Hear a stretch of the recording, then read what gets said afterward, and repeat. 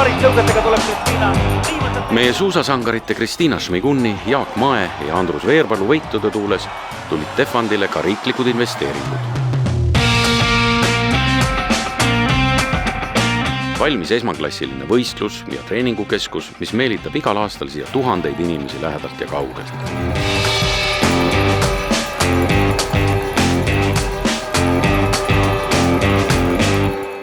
Mis on selle ajaga muutunud siis, kui sina hakkasid suusatama?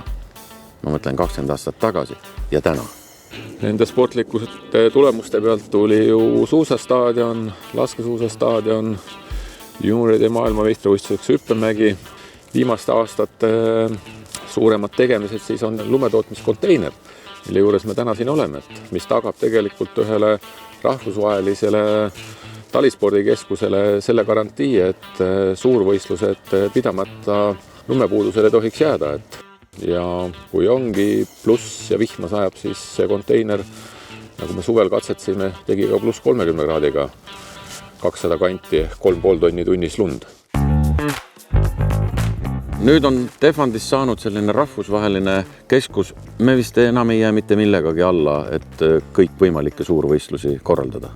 No, eks me pidevalt areneme, et ka sellel aastal ju laskesuusa jaoks täiendusi, uuendusi tuli teha, et võistlusreeglid, telenõuded natuke muutuvad, et me peame lihtsalt aega kaasas käima. Ma arvan, et me selles mõttes kindlasti ei saa öelda, et me valmis oleme. Me oleme nii murdma kahevõistluse suusaõpetaja kui laskesuusa poole pealt nii-öelda A-litsensiga keskused. Siin saab pidada ja koostöös siis meie talispordi alaliitudega neid võistlusi taotleda ja olla valmis siis külalisi vastu võtma ja kõige olulisem Eesti rahvale häid ja positiivseid emotsioone pakkuma. Just. Kaidorit ootab lasketirus paras väljakutse, kus ootab teda alati särav laskesuusataja Regina Oja. Tema ülesanne on keerulisem kui kunagi varem. Täna pole vaja lasta 5-5, vaid õpetada võhikule selgeks laskesuusatamise ABC.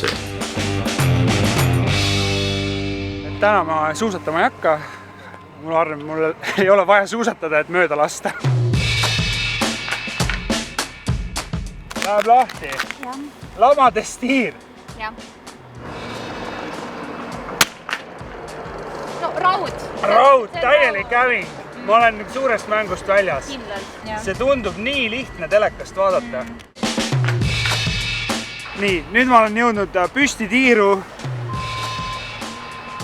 Ma pean hingama või ei tohi hingata? No lasu hetkel, sa hoiad hetkeks nagu hinge ja kinni, siis ta on stabiilisem sul lihtsalt.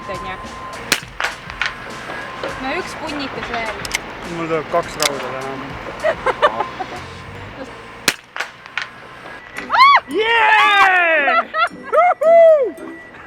Ei tulnudki rauda. No jaa, on tehtav küll. Aitäh. Ma lähen küll 9 trahviringile, aga see on parem kui 10. See on parem kui 10.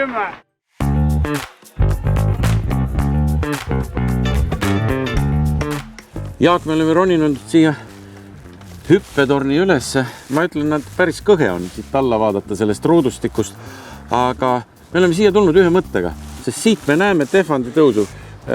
Külalegendid räägivad nii, et see Tehvandi tõus disainiti spetsiaalselt arvestades sinu jõudu, et Jaagul pidi olema nii palju võhma, et ta raputab kõik teised konkurendid maha. Kas see vastab ka tõele?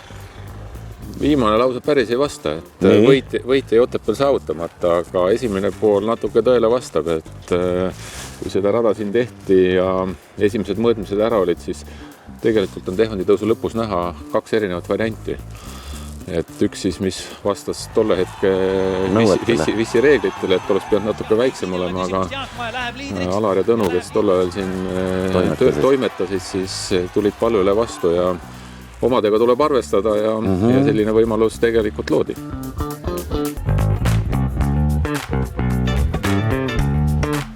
See on nüüd päevane pilt, aga mis öösel toimub? Kuidas siis neid võistlusi korraldada? Öösel on meil suurepärane valgustus siin, mis võimaldab telel teha samasugust pilti nagu päeval ja nagu ta moodsal ajal on, et nipsust põlema ja võime toimetada. Aga kasutame siis seda võimalust nipsu teha. Nii ta lähebki.